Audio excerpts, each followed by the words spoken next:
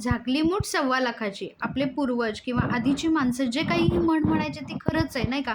मी असं तुम्हाला का सांगत आहे, तर एक गोष्ट या व्हिडिओमध्ये मी सांगणार आहे, जी सत्य परिस्थितीवर आधारित आहे. नमस्कार, मी डॉक्टर धनश्री शेळके आणि कोल्हापूरची धनश्री या चॅनेलवर आपलं मनापासून स्वागत. तर वातावरण असं बाहेर झालेलं होतं आणि बाहेरचं असं सकाळचं वातावरण आभाळ आल्यासारखं तर होतं, पण पाऊस मात्र काही आमच्याकडे पडेना झालाय बाबा.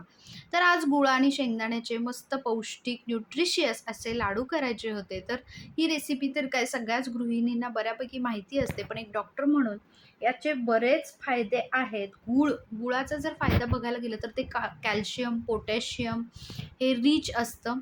तसंच गूळ हा पचायला फार हलका असतो. त्यामुळं याचे लाडू लहान मुलांना, वृद्धांना म्हणजे प्रत्येक वयोगटात आपण हे लाडू देऊ शकतो, ज्याच्याने एच-बी पण वाढतो. कारण लोहयुक्त असं हा लाडू असतो. तर त्याची रेसिपी चालू होती. त्याच पद्धतीने शेंगदाणे जर म्हटलं, तर शेंगदाण्यामध्ये गुड फॅट्स असतात. त्यामुळे ते हृदयासाठी खूप चांगले असतात.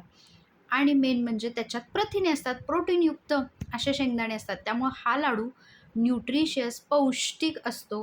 मुलांना हा पण द्यायलाच हवा. तुमची मुलं खातात की नाही? तुम्ही माझे व्हिडिओ कुठून बघता? मला नक्की सांगा, कमेंट करा.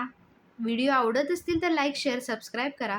तर झाकली मूठ सव्वा लाखाची मी म्हटले, याचं कारण असं की मध्य प्रदेशमध्ये आपल्याला एक न्यूज मला बघायला मिळाली आहे 1-2 दिवसात, की ती जी यूट्यूबर होती तिने स्वतःच्या घराचे पत्ते, स्वतःचे सगळे दागिने म्हणजे अगदी घराची एंट्रीपासून ते घराचे प्रत्येक गोष्ट म्हणजे तिजोरीपासून, कपाटापासून, सोने, दागिनं म्हणजे जे काही लक्झरियस तिचं लाईफ आहे, ते बऱ्यापैकी शेअर केलेलं.